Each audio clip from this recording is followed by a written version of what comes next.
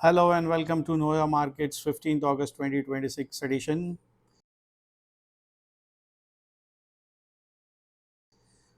Know Your Marketsના 15 August 2026ના એડિશનમાં તમારું સ્વાગત છે. વ્યુઅર્સને હેપી ઇન્ડિપેન્ડન્સ ડે. યુએસ માર્કેટ્સથી ચાલુ કરીએ. S&P 500એ નવો ઓલ ટાઈમ હાઈ આપ્યો લાસ્ટ વીકમાં. નો ડાઉટ ધ ગેઇન જે છે એ થોડો ઓછો હતો, but then also making new high last week. એટલે ઓવરઓલ જો જોઈએ તો યુએસ માર્કેટ્સમાં સ્ટીલ મોમેન્ટમ છે.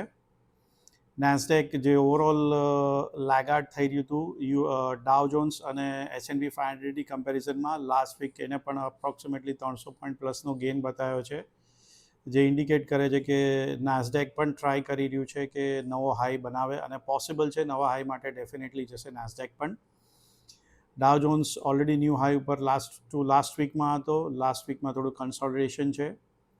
બટ જો યુએસ માર્કેટની ખાસ વાત કરીએ તો S&P 500 જે 500 સ્ટોક્સનો ઇન્ડેક્સ છે એ ઓલ ટાઈમ હાઈ બનાવે છે.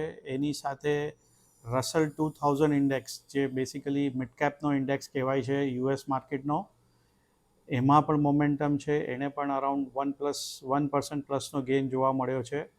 અને S&P 400 મિડકેપ સ્ટોકનો જે ઇન્ડેક્સ છે એને પણ અરાઉન્ડ 1 to 1.5%નો ગેઇન બતાવ્યો છે. So the momentum is there in US markets. Broad base rally છે યુએસની અંદર. જે ઇનિશિયલી પહેલાં એક ઇન્ડિકેશન એવું હતું કે યુએસ માર્કેટમાં એઆઈના કારણે તેજી છે. આઈ થિંક એ અત્યારે જે સ્ટેજમાં જે પ્રમાણે mid caps, small caps, large કેપ્સની અંદર પણ ઓવરઓલ જો મોમેન્ટમ જોવા જે પ્રમાણે મળી રહ્યો છે, I think broad base rally છે યુએસની અંદર. અને એના કારણે પોસિબલ છે હજી પણ આપણને નવા હાઈઝ આવતા એકાદ મહિનામાં પણ જોવા મળશે. S&P ઓલ ટાઈમ હાઈ ઉપર આપણને ઉપરમાં પોસિબલ છે 8000થી 8200નું લેવલ જોવા મળી શકે. 8000થી 8200માં ખૂબ સ્ટ્રોંગ સપ્લાય ઝોન છે, તો આઈ થિંક ત્યાં આગળ થોડું સ્લો ડાઉન થઈ શકે એમ છે. જો વર્લ્ડ ઇન્ડાઇસીસની વાત કરીએ તો કોસ્પી અને Niki already year till date પ્રમાણે હાઈએસ્ટ ગેનિંગમાં છે. કોસ્પી નો ડાઉટ ઉપરના ભાવથી ખાસું એવું ઘટી ગયું હતું, પણ છેલ્લા વીકમાં જો વાત કરીએ તો 11%નો ગેઇન જોવા મળ્યો છે. સો નીચેના લેવલથી ફરી પાછું એક બાઉન્સ બેક કોસ્પીમાં જોવા મળી રહ્યું છે.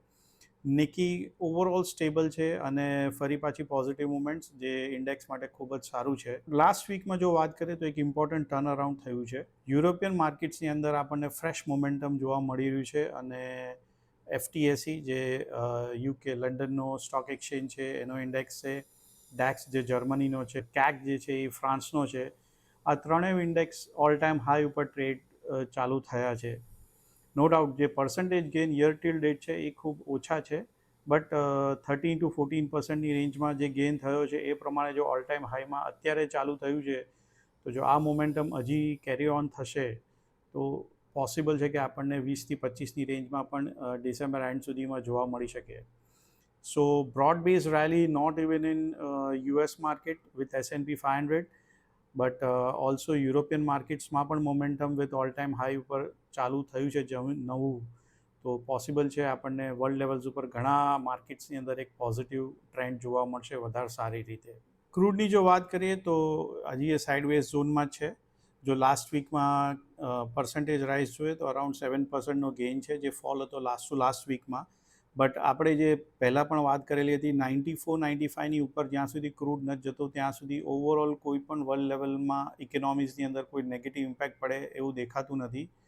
વેલ ડેફિનેટલી લાસ્ટ વીકમાં થોડો રાઇઝ જોવા મળ્યો છે, પણ વી કીપ ટ્રેકિંગ ઓન 94થી 95ની રેન્જમાં. સાઇડવેઝ મોમેન્ટમ જ અત્યારે લાગી રહી છે. જીઓ પોલિટિકલ ટેન્શન્સ જે છે એ થોડા ઓછા થયા છે. નો ડાઉટ ઘણા ન્યૂઝ આવે છે પોઝિટિવ નેગેટિવ, બટ જે પણ ન્યૂઝ છે ક્રૂડ જ્યાં સુધી 94-95ની ઉપર નહીં જાય ત્યાં સુધી કોઈ મોટી ઇમ્પેક્ટ કોઈ પણ માર્કેટને નહીં પડે. આપણે અગાઉ પણ વાત કરેલી હતી US 30 યર ટ્રેઝરી બોન્ડ યીલ્ડની, જે અરાઉન્ડ 5.25ની આજુબાજુ છે. ફ્રાઇડેનો ક્લોઝિંગ 5.26નો હતો. આપણે ફરી પાછી એક રેન્જ એમાં જ આપી રહ્યા છે. 5.10 નીચેમાં અને 5.50 ઉપરની રેન્જ છે, with a bias on the positive side. એટલે કે પોસિબલ છે આપણને US 30 યર જે લોંગ ટર્મ બોન્ડ છે ઇન્ટરેસ્ટ રેટનો, એમાં આપણને એક પોઝિટિવ મુવમેન્ટ હજી પણ જોવા મળી શકે. ઉપરમાં જો 5.5 સુધી આવશે તો પોસિબલ છે ઇક્વિટીઝ માટે એક થોડુંક નેગેટિવ પોઈન્ટ થઈ શકે એમ છે, but we will keep watch on it અને જોઈએ આવતા વીક્સમાં શું થાય છે. બટ ટાર્ગેટ 5.5 સુધીનો મળી રહ્યો છે. સો ઇક્વિટીઝમાં પોસિબલ છે આપણને હાયર રાઇઝ સાઇડ ઉપર પ્રોફિટ બુકિંગ કરતાં રહેવું વધારે સારું રહેશે. લાસ્ટ વીક યુએસ રિટેલ સેલ્સના નંબર્સ આવ્યા હતા, એક્સપેક્ટેડ હતા 0.10ના રાઇઝનો, બટ એની સામે આપણને 0.6નો ડિપ મળ્યો છે, જે ઇન્ડિકેટ કરે છે કે બેસિકલી રિટેલ લેવલ્સ ઉપર થોડું સેલ્સ ઓછું થઈ રહ્યું છે, તો ઇકોનોમી થોડી સ્લોડાઉન થઈ રહી એના પોસિબિલિટી ચાન્સીસ વધી જાય છે. ઇકોનોમી માટે નેગેટિવ ન્યૂઝ થોડા છે, બટ માર્કેટ માટે થોડું પોઝિટિવ એવું થઈ શકે કે બેસિકલી ઇન્ટરેસ્ટ રેટ જે ફેડ વધારવાનું વિચારતું પણ હશે, તો એની અંદર આ પોઈન્ટના કારણે અત્યારે એમાં પણ સ્લોડાઉન થશે. ઇન્ફ્લેશન નીચે આવી રહ્યું છે, રિટેલ સેલ્સ પણ ઓછું આવી રહ્યું છે, તો એક બહુ પોઝિટિવ ઇમ્પેક્ટ કરે છે કે જેના કારણે ઇન્ટરેસ્ટ રેટ વધારવાના જે ફિગર્સ દેખાડી રહ્યા છે ચાન્સીસ એ હજી પણ ઓછા થશે, તો માર્કેટ માટે એક પોઝિટિવ ન્યૂઝ છે.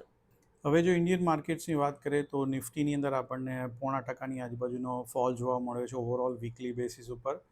ઇન્ડિયન માર્કેટ સ્ટીલ હજી સાઇડવેઝ ઝોનમાં જ છે અને જે પ્રમાણેનું મોમેન્ટમ થઈ રહ્યું છે 24,700ની ઉપરના ક્લોઝિંગ ઉપર જ આપણને એક સ્ટ્રોંગ મોમેન્ટમ ઇન્ડિયન માર્કેટ્સમાં જોવા મળી શકે. ત્યાં સુધી એક રેન્જ બાઉન્ડ મુવમેન્ટ જ જોવા મળશે. બેન્કિંગ સેક્ટરમાં પણ ઓવરઓલ મોમેન્ટમ નથી, પણ ફોલ પણ એટલો મોટો નથી, પણ સામે પીએસયુ બેન્ક્સનો જે ઇન્ડેક્સ છે એમાં એક પોઝિટિવ ટ્રેન્ડ જોવા મળી રહ્યો છે, તો આઈ થિંક ઇન્વેસ્ટર્સે પીએસયુ બેન્ક્સ ઉપર કોન્સન્ટ્રેટ કરે બેન્કિંગ સેક્ટરમાં જો જોવું હોય તો.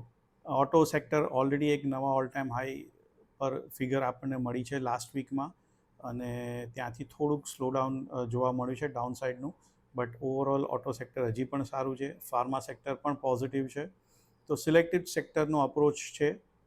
આપણે લાસ્ટ વીકમાં વાત કરેલી હતી નિફ્ટી નેક્સ્ટ 50 અને નિફ્ટી હાઈ બીટા, બંને ઇન્ડેક્સ ઓવરઓલ અપર સાઇડમાં સ્ટેબલ છે અને એ જોતાં એવું લાગે છે કે જે ઇન્ટરેસ્ટ છે, બાઇંગ ઇન્ટરેસ્ટ છે માર્કેટમાં એ નિફ્ટીના 50 જે ટોપ 50 સ્ટોક્સ છે એના બદલે એના સેકન્ડ લાઇન સ્ટોક્સની અંદર સારો એવો ઇન્ટરેસ્ટ છે બાઇંગનો, અને જે હાઈ બીટા સ્ટોક છે, જે મોમેન્ટમ સ્ટોક છે એની અંદર પણ ઇન્ટરેસ્ટ છે બાઇંગનો, તો આઈ થિંક ઇન્વેસ્ટર્સે કોન્સન્ટ્રેટ એની પર વધારે કરવું જોઈએ compare to Nifty 50. So overall Indian market still in a sideways range, but selected સ્ટોક્સની અંદર હજી મોમેન્ટમ જોવા મળી રહ્યું છે. તો આ સાથે આપણો વીકલી 15 ઓગસ્ટનો નો યોર માર્કેટ્સનો સિરીઝ અહીંયા હું કમ્પ્લીટ કરું છું. હેપી ઇન્વેસ્ટિંગ અને once again happy independence day.